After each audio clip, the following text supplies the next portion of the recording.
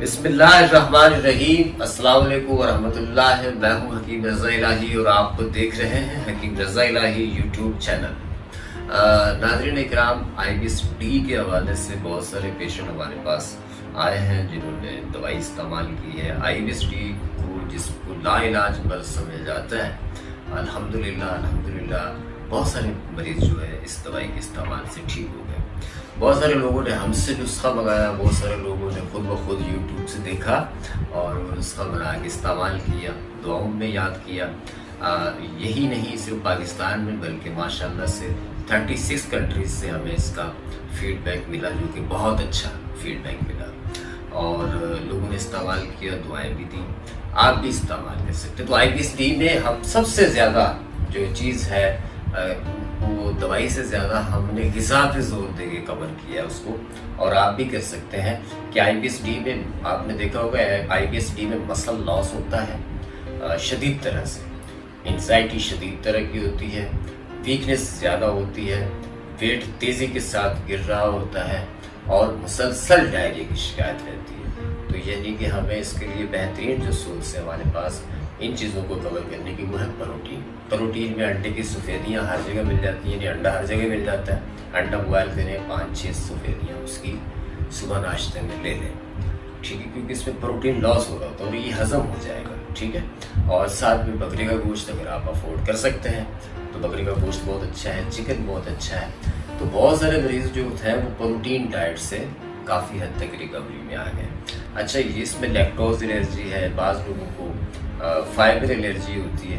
Fibre allergy میں یہ ہوتا ہے جی، اس میں ابھی بعض کو دودھ ہضم نہیں ہو رہا ہوتا، بعض کو ابھی دیکھیں فروٹوں میں سیب ہضم نہیں ہو رہا ہے نا، سیب لڑ جاتا ہے۔ اور فائبر میں یعنی اناج وغیرہ میں چاول ہی کھا سکتے ہیں اور دوسری کوئی چیز کھا ہی نہیں سکتے، اس طرح کے مریض ہیں نا۔ تو ہم نے ریکور کیا ہے پیشنٹس کو زیادہ تر پروٹین ڈائٹ سے، تو اور اس کے ساتھ ساتھ جو میڈیسن ہے ہماری وہ چلی ہے۔ IBS-D میں جو 3 خصوصیات پائی جاتی ہیں: ویٹ کا لوز ہونا، انرجی کا ایک دم سے گر جانا، ڈائریا شدید رہنا، شدید قسم کی انزائٹی، اور مختلف طرح کی OCDs ہوتی ہیں۔ اس میں ایک ہی طرح کے مختلف نیگیٹو تھاٹ کا بار بار آنا، مرنے کا خوف، مایوسی، اداسی، طبیعت کا غم زدہ رہنا، کارڈک فوبیا، ڈیتھ انزائٹی، اس طرح کی کیفیات بہت زیادہ رہتی ہیں۔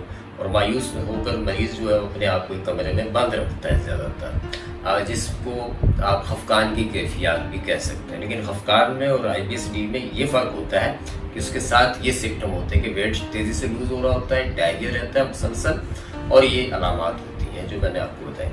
اچھا، اب IBS-D میں بھی ایک گریڈ ہوتا ہے جی، وہ ہوتا ہے انتہائی علامات۔ IBS-D کی انتہائی علامات، جیسا کہ آپ ٹھیک ہیں، طبیعت ٹھیک ہے، لیکن اب آپ فریش ہیں، لیکن اچانک فون آ گیا کسی کا کہ جی آپ نے کہیں جانا ہے، آپ کا انٹرویو ہے، آپ کو کہیں ایمرجنسی پڑ گئی، آپ کو گھر سے باہر جانا پڑے گا، آپ ریڈی شیڈی ہو جائیں گے، تیار شیار ہو جائیں گے، لیکن تیار ہوتے جب نکلنے کا ارادہ ہوگا تو فوری طور پہ دی جائے گا جی ابھی واش روم چلے جائیں، ہے نا، اسٹول پاس کر لیں۔ یہ انتہائی علامات میں آتا ہے۔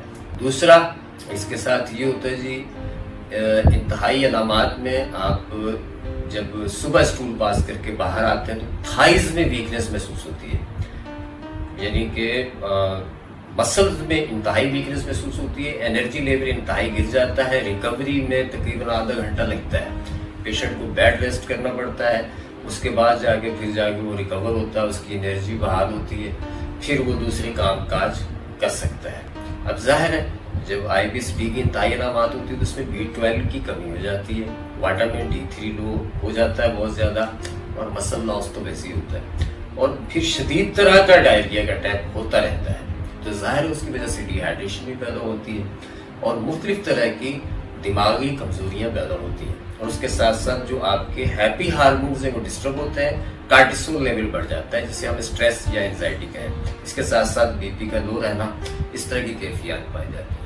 تو IBS-D کے انتہائی علامات کے حوالے سے یہ نسخہ ہے جس میں 4 ادویات ہم دیتے ہیں، اور یہ ہمارے ہاں موجود ہے، ہمارا کلینک ہے ناظم باغ نمبر 3 پہ، وہاں سے آپ یہ پرچیز کر سکتے ہیں، لے سکتے ہیں۔ علاج اس کا لمبا ہے، 6 سے 8 مہینے چلتا ہے، لیکن 1 ماہ کی دوائی سے فرق پڑ جاتا ہے۔ باقی ڈائٹ کے حساب سے میں نے چیزیں آپ کو بتا دی ہیں کہ اگر آپ اس میں مختلف طرح کی فوڈ الرجیز ہوتی ہے، پیشنٹ کو خود پتا ہوتا ہے کہ مجھے یہ چیز کھانی ہے یہ نہیں کھانی، ایک تو وہ چارٹ خود سے بنا سکتا ہے، ٹھیک ہے نا، اسی حساب سے چلو۔ دوسرا پروٹین اگر زیادہ لیتا ہے، جس طرح سے میں نے بتایا کہ اگر وہ پروٹین پہ زیادہ لیتا ہے تو اس سے انشاءاللہ تعالیٰ بغیر دوائی کے بھی مریض ریکور ہوتے ہوئے ہم نے دیکھے ہیں۔ یعنی اگر وہ صرف 6 انڈے لے لیتا ہے دن میں یا 4 انڈے لے لیتا ہے، یعنی اگر اس کا ویٹ 30 kg 50 kg ہے تو اس کو تقریباً پر kg 2 گرام پروٹین لینا ہے۔ اب 2 گرام کے حساب سے وہ کیلکولیٹ کر لیں کہ اس نے انڈے کتنے لینا ہے